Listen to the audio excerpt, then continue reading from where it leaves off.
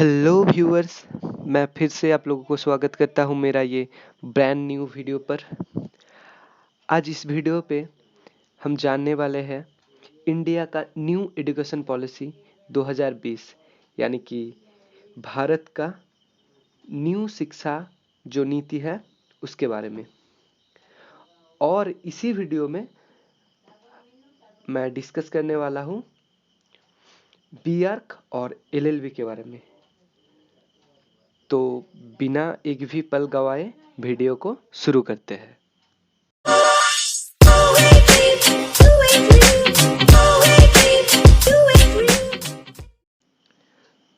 तो जैसे कि आप लोग ऑलरेडी जान चुके हैं कि अब 10+2 शिक्षा व्यवस्था नहीं रहा, उसके बदले में आ चुका है एक नया शिक्षा व्यवस्था, यानी कि 5+3+3+4। तो ये 5+3+3+4 का मतलब क्या है, तो मैं आप लोगों को बताता हूँ। 5, ये जो 5 अक्षर है, ये 5 यानी कि आंगनवाड़ी का 3 साल और क्लास 2 तक ये 5 है। यानी कि अगर डिटेल्स में समझाया जाए तो आंगनवाड़ी का 3 प्लस क्लास 2 कितना होता है, 3+2 यानी कि 5 होता है। इसके बाद क्या आता है, इसके बाद 3 यानी कि क्लास 3 से लेके, यानी 2 के बाद 2 तो आपका 5 में इंक्लूडेड हो गया, 3+2 में इंक्लूडेड हो गया 2 तक। और 2 के बाद क्या होता है, 2 के बाद 3 आता है, 2 के बाद 3, 4, 5, तो 5 तक कंप्लीट हो जाता है। बाकी का 3 यानी कि 5+3 यहाँ तक कंप्लीट हो गया। उसके बाद आता है फिर से 3 यानी कि 6 से लेकर, यानी 5 तो पहले कंप्लीट हो गया, उसके बाद 6 से लेकर 8 तक 6 के अंदर इंक्लूडेड है 6 क्लास हो गया, 7 क्लास हो गया और 8 हो गया, 8 कंप्लीट हो गया यहाँ पर। उसके बाद आता है 4, ये जो 4 है ये मेन है। ये जो 4, इसमें इंक्लूडेड है 9th, 10th, 11th, 12th class. और ये 4 साल आपको सेमिस्टर वाइज पढ़ाया जाएगा, यानी कॉलेज में हायर स्टडी में ऐसा होता है, सेमिस्टर वाइज क्लास लिया जाता है। ऐसा ही होगा अब 9th से लेकर 12th तक, 4 साल में 8 सेमिस्टर होगा। और एक बात जो मेन सामने आया है, अब साइंस और आर्ट्स का कोई भेदभाव नहीं रहेगा, क्योंकि स्टूडेंट, मान लीजिए फॉर एग्जांपल एक स्टूडेंट, उसका फिजिक्स में भी शौक है और हिस्ट्री में भी शौक है, तो वो बंदा फिजिक्स भी ले सकता है और हिस्ट्री भी ले सकते हैं। और 9 से भी आप लोग कोडिंग भी सीख सकते हैं। और अगर बात करें इस शिक्षा व्यवस्था की, तो ये शिक्षा व्यवस्था पहले ही भारत में लागू होनी चाहिए थी, देर हो गया बट क्या करें, चलो। और ये शिक्षा व्यवस्था इंडिया को टेक्निकली तौर पर बहुत आगे ले जाएगा। तो आशा रखता हूँ कि ये न्यू शिक्षा व्यवस्था आप लोग सब खुशी से अपनाएंगे। तो अब नेक्स्ट टॉपिक पर बात करते हैं, जो है बीआर्क और बीएलएलबी के बारे में। बीआर्क यानी कि बैचलर ऑफ आर्किटेक्चर, तो इस कोर्स का ड्यूरेशन है 5 साल और कोर्स का एलिजिबिलिटी क्राइटेरिया है 10+2 included with math and English. तो आपका 12 में मैथ और इंग्लिश होने चाहिए विथ 50% और 50% एग्रीगेट होने चाहिए। और जो रिजर्व कैटेगरी का स्टूडेंट है, यानी कि ST SC OBC, उनके लिए 45% होना जरूरी है पासिंग मार्क्स। उसके बाद आते हैं minimum age limit. Minimum age limit 17 से लेकर 9 अपर एज लिमिट है इसका, यानी कि आप 17 वर्ष होने चाहिए और अपर एज लिमिट इसका कुछ नहीं है। अगर BR के आपको अच्छा कॉलेज चाहिए तो आपको तरह तरह का एंट्रेंस एग्ज़ाम मिल जाएगा, लेकिन इसका जो सबसे पॉपुलर एग्जामिनेशन होता है वो है नाटा। नाटा जो एग्ज़ाम होता है, नाटा का पहले फुल फॉर्म जान लेते हैं। NATA stands for national aptitude test in architecture, जो कि काउंसिल ऑफ आर्किटेक्चर के द्वारा कंडक्ट करवाया जाता है। और एक एंट्रेंस मोड है जेई मेन एंड एडवांस। अगर आपको आईआईटी या एनआईटी से बीआर करना है तो आपको JEE main and advance exam देना पड़ेगा।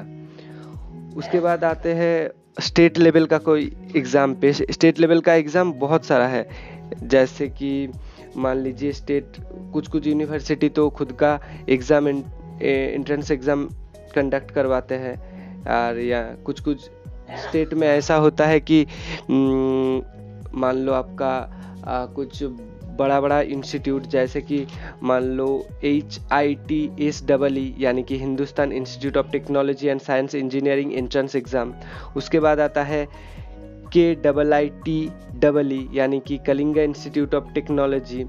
उसके बाद आता है AMU BARC एग्ज़ाम यानी कि अलीगढ़ मुस्लिम यूनिवर्सिटी, और KEAM BARC, COMADK UG entrance exam. ऐसे बहुत सारा एग्ज़ाम होता है हर अलग अलग यूनिवर्सिटी में। आप इसको रेगुलर मोड पे भी कर सकते हैं, डिस्टेंस मोड पे कर सकते हैं। नेक्स्ट आते हैं लेवल। इसका जो लेवल रहने वाला है वो ग्रेजुएट लेवल का पढ़ाई है। और फीस की अगर हम बात करें, अगर आपका कॉलेज गवर्नमेंट हुआ तो 1 लाख से 1.5 लाख तक आपका खर्च पड़ सकता है। अगर वहीं पर हम प्राइवेट की बात करें तो 6 से लेकर 15 लाख तक प्राइवेट पड़ सकता है। जॉब प्रोफाइल की बात करें तो यहाँ पर बड़े कंपनी में एक जॉब मिल जाता है। ऐसे पहले आपका स्टार्टिंग सैलरी 6 से लेके 7 या 8 लाख पर एनम होता है स्टार्टिंग में, और 5 साल या 3-4 साल का एक्सपीरियंस गेन करने के बाद आपका जो पर एनम सैलरी है वो 10 से लेकर 25 लाख तक पहुंच जाता है। और ये बीआर करके आप गवर्नमेंट सर्विस पे भी जा सकते हैं। जाहिर है कि गवर्नमेंट सर्विस पे आपका सैलरी कम होगा, लेकिन आप गवर्नमेंट सर्विस पे भी जा सकते हैं। जैसे कि म्यूनिसिपैलिटी का बहुत सारा सर्विस होता है बीआर का, और गवर्नमेंट बिल्डिंग कंस्ट्रक्शन का भी होता है, डिफेंस में जा सकता है, एट्सेट्रा। इसके बाद आते हैं BLLB के बारे में। तो BLLB देखिए, LLB आप 2 तरह से कर सकते हैं। एक है इंटीग्रेटेड और एक है ग्रेजुएशन के बाद 3 ईयर का LLB। तो मेनली हम बात करेंगे BLLB के बारे में, यानी कि इंटीग्रेटेड जो BLLB कोर्स होता है उसके बारे में। तो ड्यूरेशन ऑफ टाइम इसका 5 साल है, इंक्लूडेड 10 सेमेस्टर। और एलिजिबिलिटी क्राइटेरिया की बात करें तो 10+2 विथ आर्ट्स, कॉमर्स या फिर साइंस।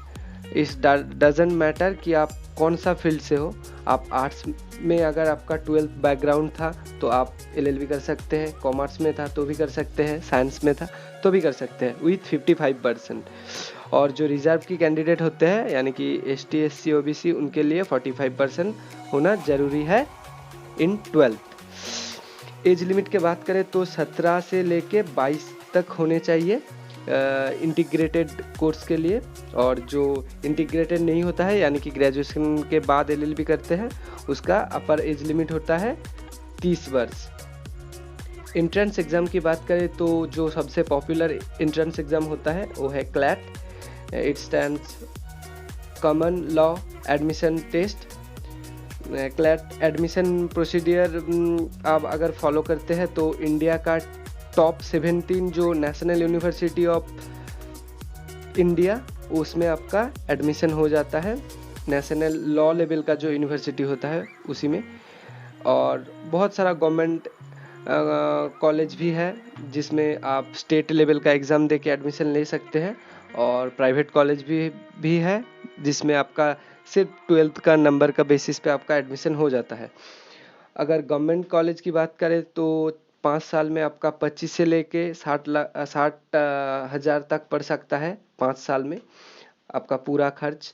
और प्राइवेट कॉलेज की बात करें तो 1.8 लाख से लेके 3 या 3.5 लाख तक खर्चा पड़ सकता है। मोड की अगर बात करें तो डिस्टेंस में भी आप कर सकते हैं इस कोर्स को, और प्राइवेट में भी कर सकते हैं।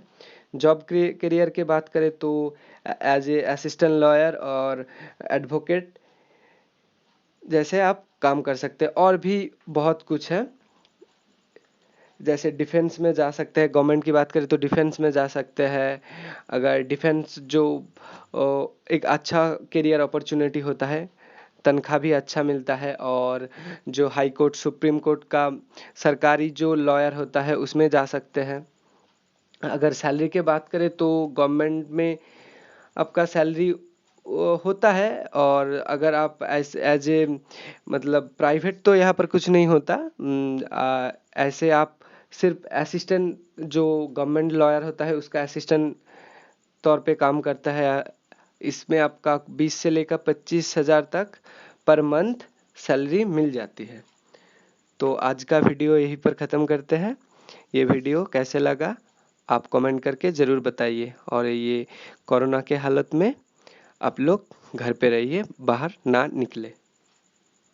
तो तब तक के लिए गुड बाय।